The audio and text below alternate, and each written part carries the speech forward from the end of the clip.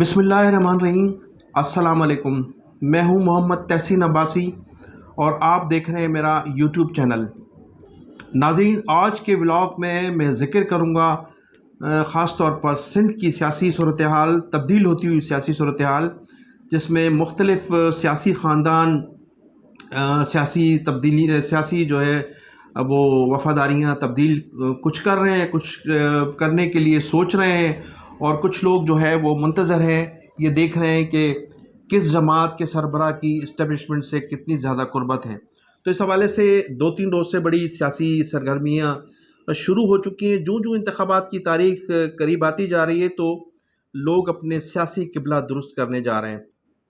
اگرچہ کچھ خبریں ایسی بھی ہیں کہ انتخابات وقت پر نہیں ہوں گے اور انتخابات ممکن ہے کہ 2024 میں ہوں یا پھر مزید 1 سال کے لیے انتخابات آگے جا سکتے ہیں، لیکن اس کے باوجود بھی کہا یہ جا رہا ہے کہ موجودہ جو حکومت ہے وہ 8 اگست کو ڈیزالو کر دی جائے گی، اسمبلیوں کا خاتمہ ہو جائے گا اور پھر نگران حکومتیں قائم کی جائیں گی۔ تو ممکن ہے کہ اس نگران حکومت کو مزید 6 ماہ دے دیے جائیں یا 9 ماہ دیے جائیں۔ انتخابات ہوں گے ضرور، اور ممکن ہے کہ 2024 میں ہو یا 2023 میں ہو، لیکن اس سے قبل ہی سندھ میں جو سیاسی صف بندی ہے وہ شروع ہو چکی ہے۔ سب سے پہلے میں ذکر کروں گا شکارپور کا مہر خاندان، غوث خان مہر، وہ گزشتہ روز تیسری مرتبہ پیپلز پارٹی میں شامل ہوا ہے۔ اس سے قبل وہ 2 مرتبہ پاکستان پیپلز پارٹی میں رہے ہیں۔ ایک مرتبہ 1988 میں پیپلز پارٹی میں شامل ہوئے تھے، پھر 1993 میں پیپلز پارٹی میں تھے وہ، اور پھر 1997 میں پیپلز پارٹی چھوڑ چکے تھے۔ تو اس طرح سے تیسری مرتبہ انہوں نے پیپلز پارٹی جوائن کی ہے۔ اسی طرح سے پھر میں ذکر کروں گا پیر آف رانی پور خیرپور نیاز حسین شاہ۔ پیر نیاز حسین شاہ نے تحریک انصاف جوائن کی ہے۔ گزشتہ روز عمران خان سے ملاقات کی انہوں نے زمان پارک میں، اور تحریک انصاف جوائن کی ہے۔ پھر مولانا فضل الرحمان اور پیر علی گور خان کے درمیان بھی آج مذاکرات ہوئے ہیں، اور اس مذاکرات میں باقاعدہ سیٹ ایڈجسٹمنٹ کے حوالے سے جی ڈی اے اور مولانا فضل الرحمان کے درمیان آج مذاکرات ہوئے ہیں۔ اس جی ڈی اے میں جو لوگ خاندان شامل ہیں اس میں بڑی شخصیات، سندھ کی بڑی شخصیات شامل ہیں۔ اس میں سب سے پہلے ذکر کروں گا کہ شیرازی خاندان پاکستان پیپلز پارٹی چھوڑنے کے لیے تیار۔ پھر ٹھٹھے کے ملکانی ہیں، بدین سے ذوالفقار مرزا، اسماعیل راؤ بھی پاکستان پیپلز پارٹی کو خیرباد کہنے جا رہے ہیں۔ پھر آپ مورو میں جو ہے وہ جتوئی خاندان ہے، اور دادو کے جتوئی خاندان ہے۔ پھر ارباب رحیم ہے، اس کے علاوہ گھوٹکی سے جو ہیں وہ سردار علی گور خان مہر ہیں، اور پیرا بھرچوڈی شریف، شکارپور کے جتوئی آغا فیملی، سلیم جان مزاری، اسی طرح سے جیکب آ سے جو ہے مرحوم منظور پنور صاحب کے صاحبزادے، وہ پاکستان پیپلز پارٹی چھوڑ کر اب جی ڈی اے کا حصہ بننے جا رہے ہیں۔ پھر سمبرو فیملی ہے۔ پھر سب سے بڑا اتحاد جو سندھ میں جو اتحاد بننے جا رہا ہے وہ ہے لاڑکانہ میں۔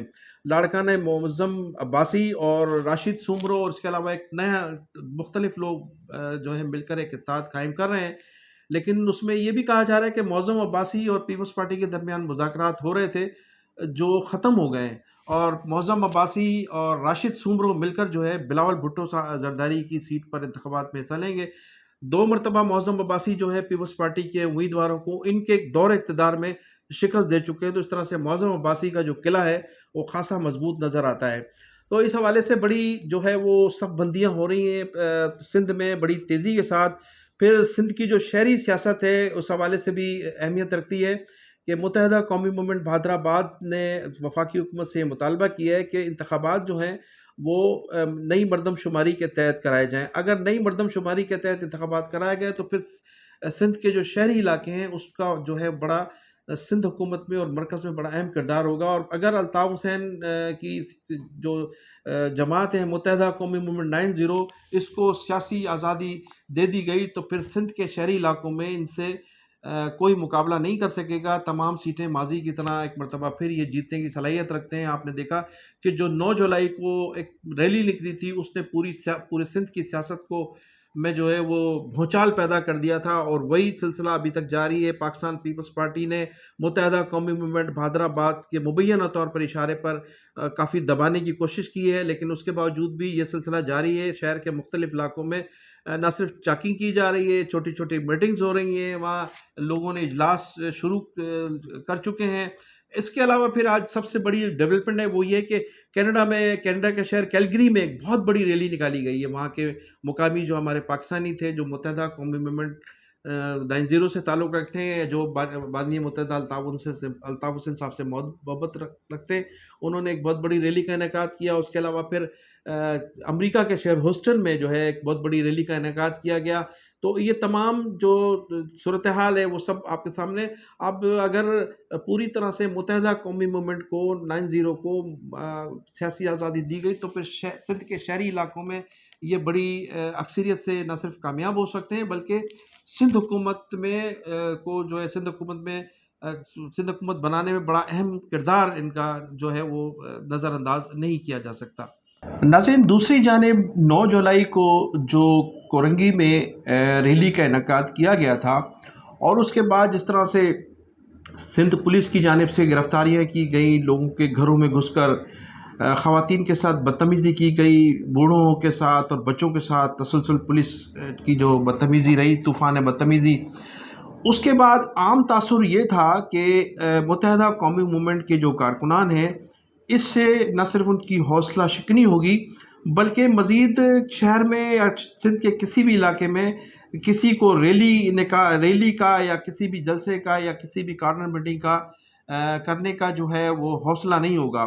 لیکن ایسا نہیں ہوا، بلکہ 9 جولائی کی ریلی، اس کے بعد گرفتاریاں، پھر کارکنان کی اندرون سندھ منتقلی کے بعد لوگوں میں ایک نیا جذبہ اور نیا حوصلہ پیدا ہوا ہے۔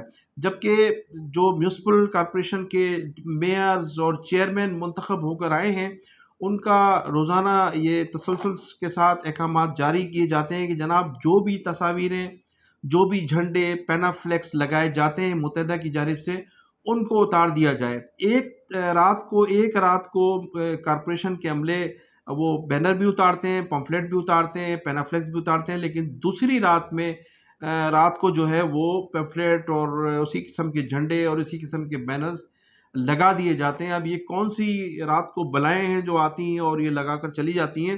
تو جذبہ کم نہیں ہوا ہے بلکہ جذبہ بڑا ہے۔ مختلف جگہوں پر کارنر میٹنگز کی آوازیں آ رہی ہیں، مختلف جگہوں پر ریلیوں کی چھوٹی چھوٹی ریلیاں کا جو ہے انعقاد کیا جا رہا ہے سندھ کے مختلف شہروں میں۔ اب لوگوں میں وہ خوف ختم ہو گیا ہے کہ پولیس انہیں گرفتار کرے گی یا ان پر تشدد کیا جائے گا یا انہیں پابند سلاسل کیا جائے گا۔ اور میں پہلے بھی کہہ چکا ہوں اور اب بھی یہ کہتا ہوں کہ اس تمام معاملات میں ریاستی اداروں کا کردار بالکل نیوٹرل نظر آ رہا ہے۔ ریاستی ادارے انہی لوگوں کو گرفتار کریں جو کرمنلز ہیں یا جو لوگ اینٹی اسٹیٹ جن لوگوں کا کردار رہا ہے ان لوگوں کے تو، لیکن جو پرامن کارکن ہیں، جو محض الطاف حسین سے محبت رکھتے ہیں یا جو اپنے نظریات پر قائم ہیں، ان پر آج تک جو ہے وہ ایک طویل عرصہ ہو گیا، اس کے بعد جو ہے وہ ایسے کارکنان کو گرفتار نہیں کیا گیا ہے۔ تو یہ جو اب لوگ گرفتار کیے جا رہے ہیں یا جن لوگوں کے گھروں پر پولیس چڑھائی کر رہی ہے وہ صرف ریاستی ادارے ہیں۔ تو مجھے انہی شاہدین نے بتایا کہ جو 9 جولائی کو ریلی تھی، اس ریلی کے موقع پر رینجرز کی کئی گاڑیاں موجود تھیں، اس ریلی کی حفاظت کے لیے کئی رینجرز کی گاڑیاں موجود تھیں، لیکن کسی نے بھی اس جلوس کو یا اس ریلی کو جو ہے روکنے میں یا کوئی کسی قسم کی کوئی رکاوٹ نہیں بنے اور وہ ریلی پرامن طور پر منتشر ہو گئی تھی۔ تو اس طرح سے جس طرح سے پولیس کے تشدد کے ذریعے روکنے کی کوشش کی جا رہی ہے، اس سے مزید جو ہے کارکنان میں حوصلہ پیدا ہوتا جا رہا ہے۔ اس کے علاوہ پھر کہا یہ جا رہا ہے کہ جو 8 اگست کو موجودہ حکومت کا خاتمہ ہونے جا رہا ہے، پھر نگران حکومت سندھ میں سندھ اور مرکز میں بننے جا رہی ہیں، تو اس کے بعد متحدہ قومی موومنٹ 90 جو ہے وہ ان کی کیا پلاننگ ہے، اور سننے میں یہی آ رہا ہے کہ ایک بہت بڑے ریلیاں بھی ہوں گی اور 14 اگست کو ایک مکہ چوک پر ایک بہت بڑا جلسے کا بھی بندوبست کیا جا رہا ہے۔ اس سلسلے میں بھی صلاح مشورے جاری ہیں اور اس جلسے میں اس 14 اگست کو اس جلسے میں کوئی اہم اعلان بھی ہونے جا رہا ہے۔ تو اس حوالے سے بہت سی خبریں، اب دیکھنا یہ ہے کہ 14 اگست کو ایسی کون سے اعلانات ہیں اور یہ مکہ چوک پر ہونے والا جلسہ کس حد تک کامیاب ہوتا ہے۔ میں انہی الفاظ کے ساتھ آپ سے اجازت چاہوں گا کہ آپ میرے چینل کو سبسکرائب بھی کیجیے گا اور کمنٹ سیکشن میں جا کر اپنی قیمتی رائے کا اظہار ضرور کیجیے گا۔ پاکستان زندہ باد۔